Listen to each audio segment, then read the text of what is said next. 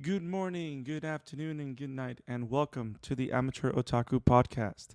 How is everybody doing out there? I am Brandon Alvarado, the Scarlet fan here, and I'm super excited to be back here at the Amateur Otaku pod to talk some more Kaiju number 8. Today we are covering chapters 5 and 6 of our bi weekly series of this awesome book by Naoya Matsumoto. And of course, I am always accompanied by the monster pun, Amblemaniac Isaac Wolf himself.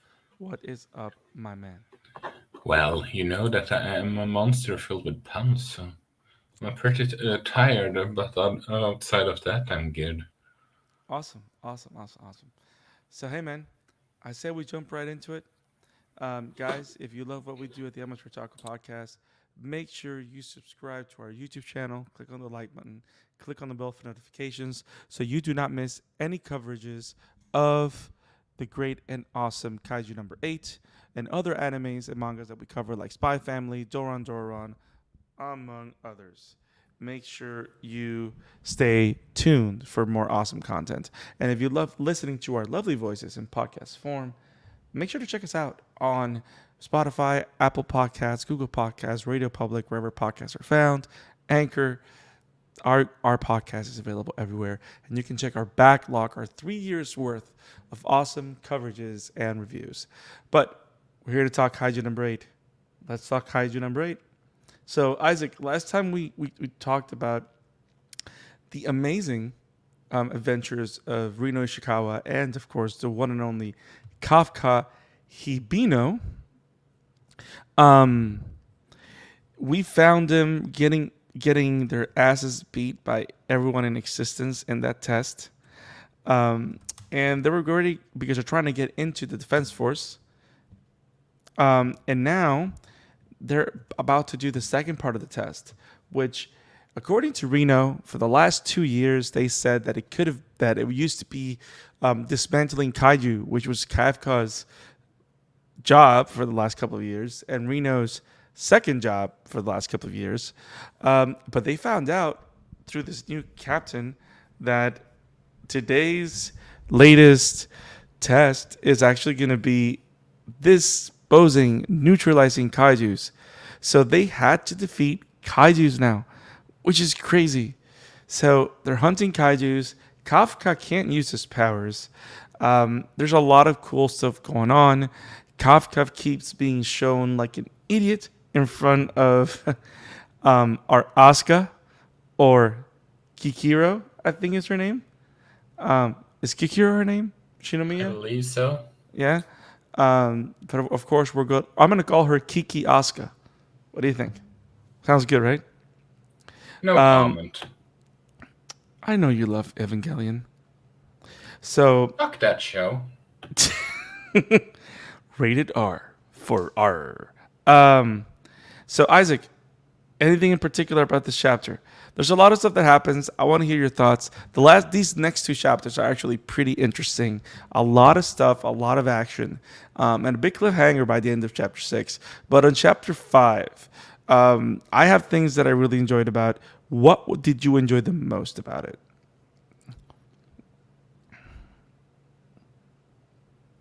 Isaac? Are you there? I am there. Are you there? I know you can't hear me. I can hear you. I was just Okay. listening. Well, I was asking a question. Why you leave Well, me I was alone? I'm gonna cry. I had to unplug and plug the microphone. But anyway, the thing I just like with this show in general, it was a show, manga in general, is that it Don't worry. while You're willing the anime into existence. To um, existence. It's okay. I mean it's gonna get one by Toho, produced by Toho, so it's just it's knowing. Godzilla.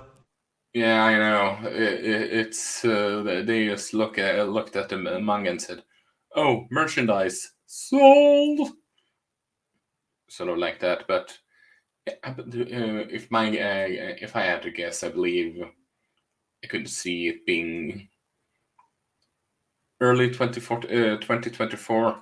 I don't think it comes out next year. depending on how long they worked on it, since we don't know the animation studios. But I digress.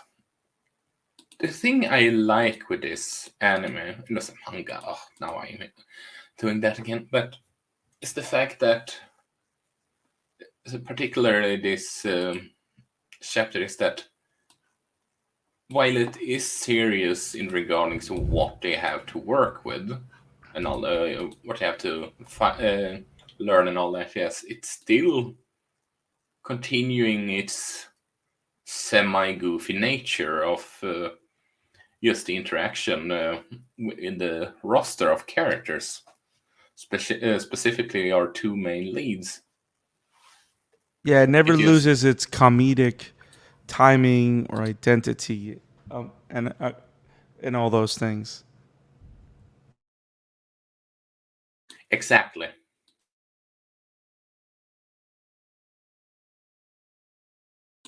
Are you there, bud? One of my favorite moments that very very beautifully describes the whole comedic thing about it is this moment right here where Kafka's like freaking out about dismantling kaiju, and you can see like this is like very like Saturday morning cartoons anime thing, and it's funny because sometimes when you see the action, especially the action that we see farther into the chapter, um, you think you're reading two different books, right? But I like the fact that because of how kind of hopeless and in particular the character of Kafka is, when they go to comedy, they go full on, head first, and it's always so funny, so good. And then when you go into the really serious moments where you're seeing the development in Kafka's character, or the determination of Kafka's character of not letting the second chance, not missing that second chance. I love because he really feels like a hero and a protagonist that you want to stand behind. Does that make sense? Yeah, Because on one side, he looks like a putz, right? And he kind of that's an feels, understatement. and he feels like a putz, like he's just a fucking idiot. But on the other side, you're like, yes, our hero. You know what I mean? Like, I love the dimensions because I think a lot of us feel that way at times too. You know? I mean, that's why having him in in our age, 30s, Yeah. actually makes sort of sense, because he gets that second chance, so to speak, and that we all have thought, maybe not all, but some of my more than likely have thought about trying something but fail, and then we hope to get another shot, and some gets another shot, and we're Right. just worried about losing the second chance. Right. Right. And so I like the world building because there's a lot of that happens in chapter 5, right? Where it's not just about learning that now the job or the final test is going to be them fighting kaijus, but also the introduction, or at least the explanation, right? It's kind of like a introduction slash explanation kind of thing, because we've seen a lot of the Defense Force agents wearing these suits before. So it's not the first time we've seen the suits, right? But it is the first time that they explain how the suits work, how does it make them special. It kind of explains how these people are able to fight kaiju. You know what I mean? Because these are not just people that have like they're not superheroes. They're not superhuman, right? But they're made superhuman by these suits, which apparently are embedded with kaiju fibers. So, and and they're kind of like living objects, kind of, which I find super interesting for the lore of the book, right? Because not only are they able to enhance these defense force officers, right, but it also depending on the strength and the physical ability that those officers have, it's how much power they can draw from the suit. So it's kind of like the exoskeleton is like its own living thing, which makes sense because they use kaiju fibers for it. So I love that. I find that so interesting because it kind of like gives you a bit of understanding in what power scaling on the human side of things looks like in this world of monsters and humans, you know? Yeah, you're absolutely right. And I mean, it makes sense that you would do sort of like what's the saying? Use the enemy's weapon against them is, I can't recall the saying, but why not use it if you're Right. able to? Right. It makes sense. And it's funny because you know what I was just thinking? Like one, you know, I've always said that Full Metal Alchemist is one, if not my favorite anime of all time. At least from I have others but it's my favorite because Have we that's one of covered that one on Brotherhood? we have to do it. We have to cover everything Full Metal, even the novels. There's like additional novels that they've come out soon that I've been wanting to like pick up, but it's one of my favorite, if not my favorite, because the story is just one of the greatest stories ever told in the medium, right? And it takes full advantage of the medium of anime. But I do have to say that Full Metal Alchemist has a power scaling problem because there's no real because everything's like science based kind of. And like instead of power scaling, what you really get is different types of abilities as opposed to power scaling. So the only power up that you have is whoever has a philosopher's stone. But even then, because a lot of them are limited by how many souls they have, you never really know who's stronger than who. You just have two people up. You just have two people fight each other, and you don't know who's gonna win. You know what I mean? I Most of mean, the time. considering it's all about alchemy in that show, well, the Full Metal Full Metal Alchemist, You don't I get, say. yeah, it actually makes sense. I would argue. True, true, true. But here you have another show that is science based to a degree, that or at least a lot of the human elements are based in science or some kind.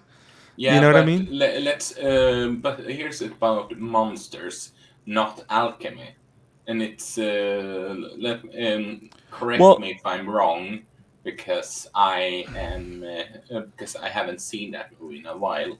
But for example, didn't Pacific Rim use? Didn't they use monster parts for their weapons also? I'm gonna be honest. I don't think I've seen Pacific Rim. I think I saw the first one, maybe. Okay, we need to We, have that one on the chatter after then. we probably do.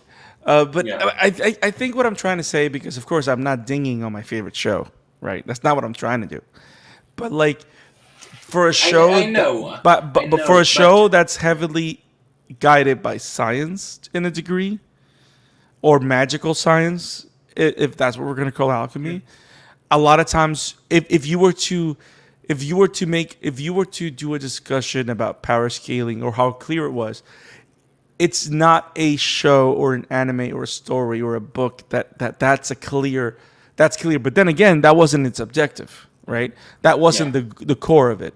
I like how this one, similar to what Doron has been doing, make power scaling a very important topic from the beginning. And I like how it really defines all the different characters that we find because I'm not surprised. I haven't read far enough, but I wouldn't be surprised that, of course, the main characters pass the test some way, somehow.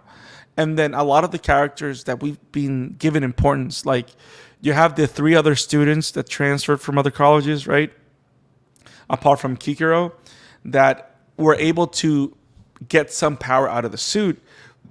I wouldn't be surprised if we're going to be working alongside them towards the future, right?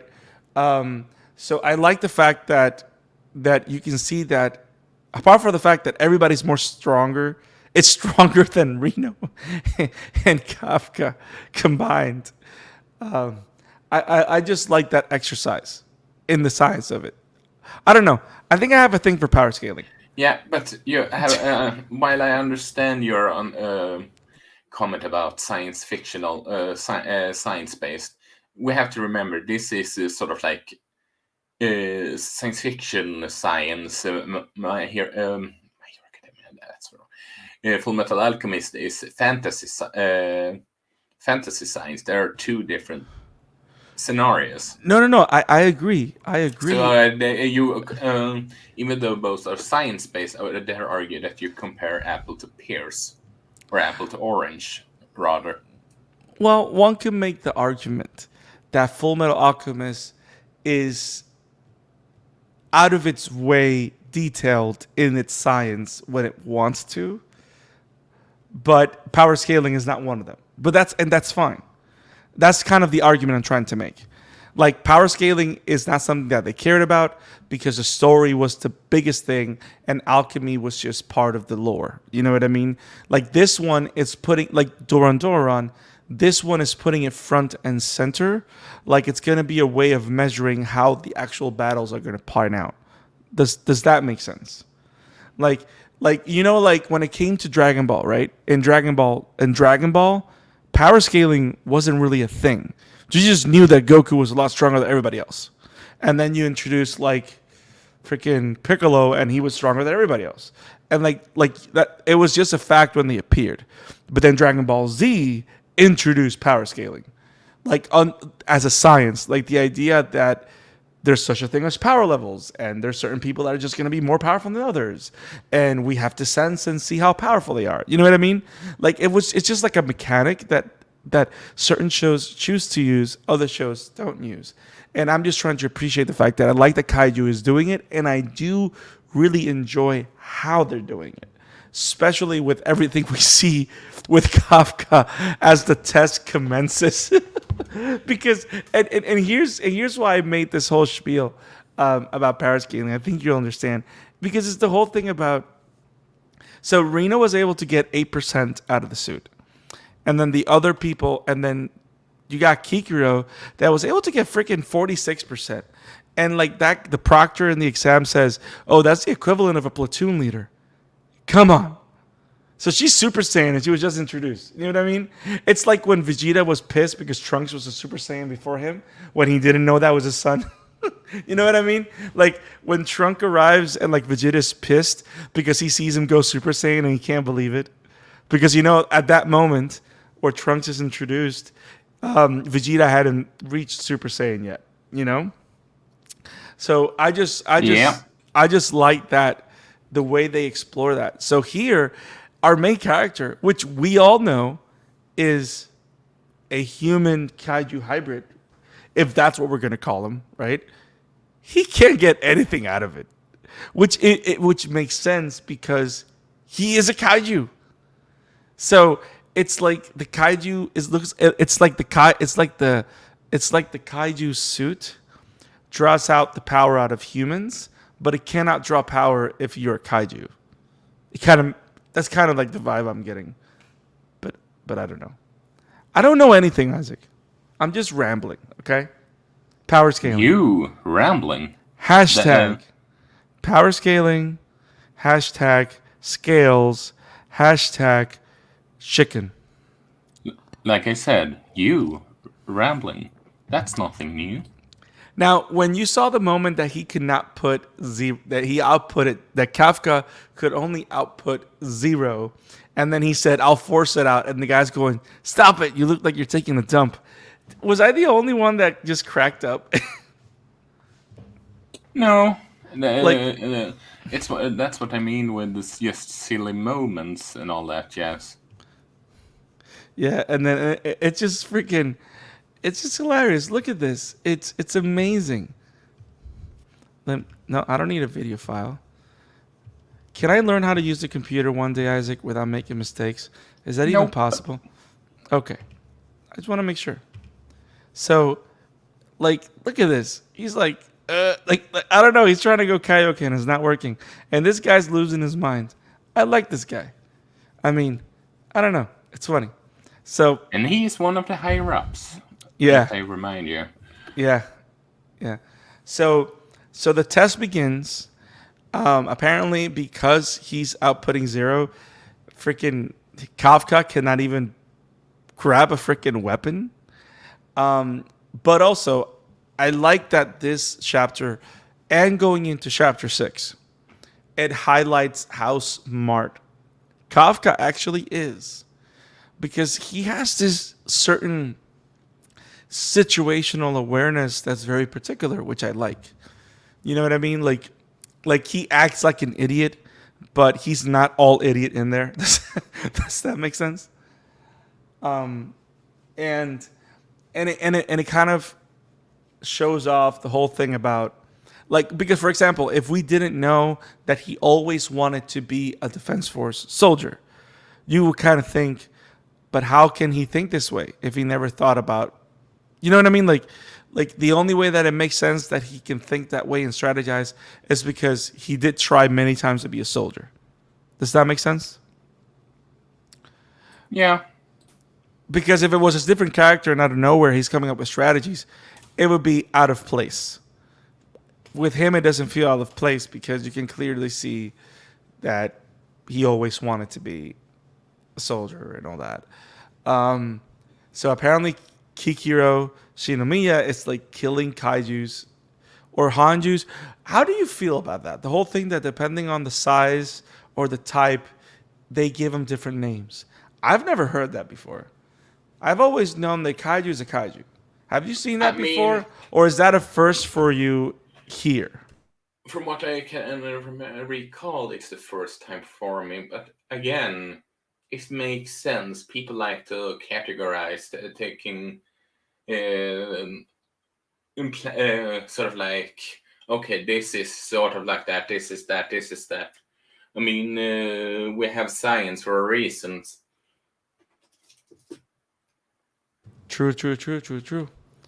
So, um, so we he's hurt because the kaiju at the end of the chapter kind of like slams him. Um, but like this shot right here to me is one of the best shots of chapter 5. Like I love the art, I love the detail. I like the scope and the breadth of the shot too. Like, look at this. When I'm about like this is like very very anime. You know, and then when it flips the page, yeah, right. And a manga being very anime slash manga. Okay. I didn't know we read I didn't know we read a manga. Or talked about the manga. So they're being monitored by these things. Stop it. Now, so literally Kafka gets hurt by a kaiju that hits him. He barely can stand. They're almost about to fail him, but of course his determination shows up. So now he's being the best he can, doing the best he can to be the best he can. Reno is right by his side. They're passing the test or doing what they can. But I think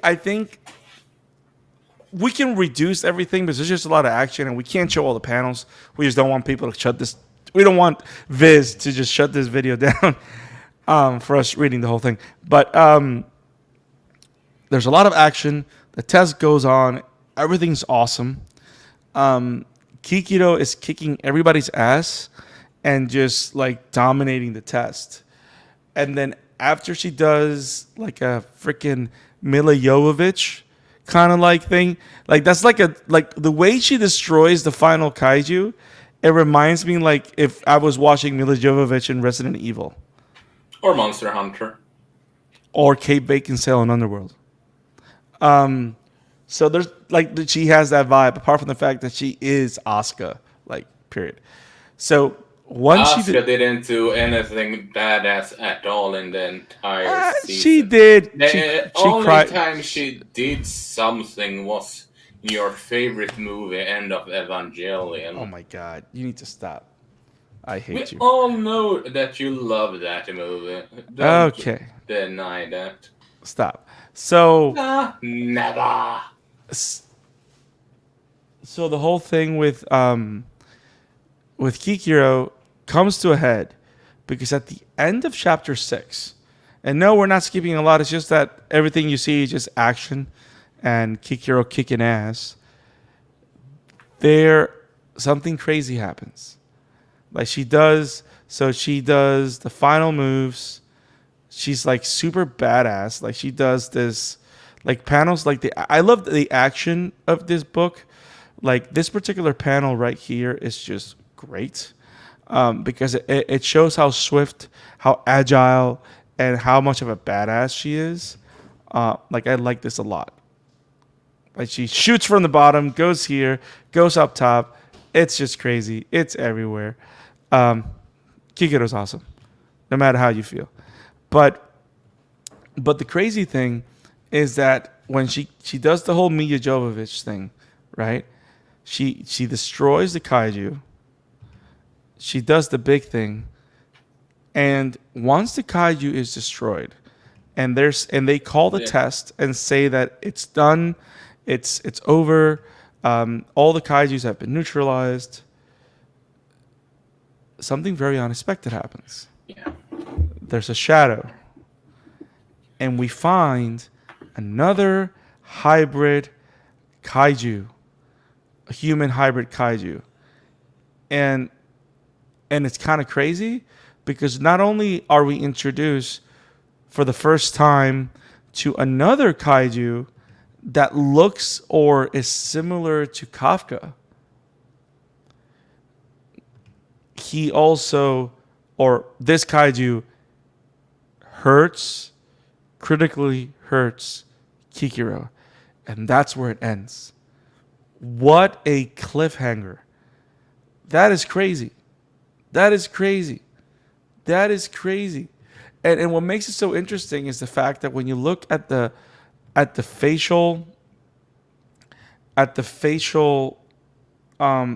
points of the kaiju, you kind of show that that particular human kaiju looks a lot like the kaijus that they all killed or neutralized. So it's like, I don't know, man. This is crazy. So apart from the fact that now we have to assume he's a bad guy, and now that we know that Kafka can become a kaiju, we have to assume that this particular kaiju, there's someone underneath there, right? Is that what they want us to believe?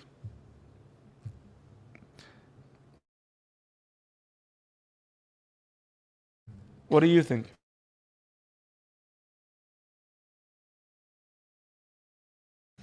And Isaac was eaten by kaiju. Apparently his I'm up to speed with the manga, so I'm not saying a thing.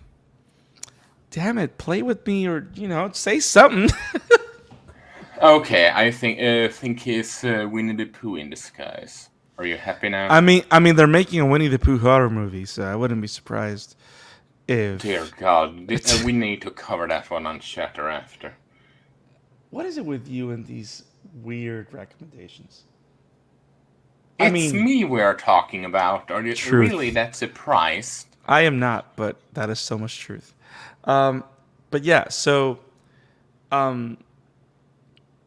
what a great cliffhanger to a great book, to a great arc, which I don't know what the name of the arc is, but this is still part of the volume 1 of Kaiju number 8. Will Kikiro survive? Is Kafka gonna try and save her? I don't know. Tune in next time of Chapter 7. Next time on Dragon Ball Z. I'm sorry. I had to do that. I had no choice. I was forced. So, guys. Not really. Truth. I'm just an idiot. But No, again, not. well, I'm like Kafka. It runs in the family. Guys, what are your thoughts of Kaiju number 8? I think it's getting real good. I think that I love the world building. I love the science behind. I love the mind. I love Naoya Matsumoto and what he's doing. I think he's had this series very planned out. Nothing feels out of character. I love the blend of comedy, seriousness, horror. I don't know. I'm really, really enjoying this book, and I can't wait to cover it with guys again. If you guys are reading Kaiju number 8 with us, please, please, please, please let us know.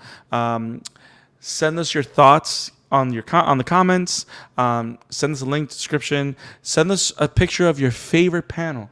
You know what? I'm gonna say it. Isaac, you ready for this? If you have a favorite panel of the chapters that we're covering, let us know, and we'll share it and talk about it. And you'll hear what me and Isaac think about that panel. Hey, that's actually pretty cool. It's a good idea. See, Isaac, I'm smart sometimes. But You paneled the stuff out. oh my God, you need to stop. Keep your Never. monster pawns. So, Isaac, do you have anything else to say about these chapters, or are you just excited about the cliffhanger? It's great. Yeah. It's great. All manga so far is great. So, Isaac, if people were to find you, where can they find you? Well, they can find my work at Wobum Entertainment, and you can find me over at Emblemaniac. And you can find me at the Scarlet Fan 52 on Twitter, at the Scarlet Fan 52 on Instagram, and you can find us at Amateur Otaku Pod on Twitter. If you want to follow us on Twitter. Send us your anime recommendations, your thoughts, your comments. Comment on the YouTube videos. Let us know what you think about what we're covering. If you agree, you disagree. A lot of people over there have been correcting us, and we appreciate you guys doing that. And if you guys just want to share your regular thoughts about what we're covering, what we're reviewing, if you share ideas, if you don't agree, it doesn't matter. It's all about talking about anime and sharing everybody's conversations and thoughts. So, we'll see you next time. Have it awesome, guys. Peace. Ha det bra.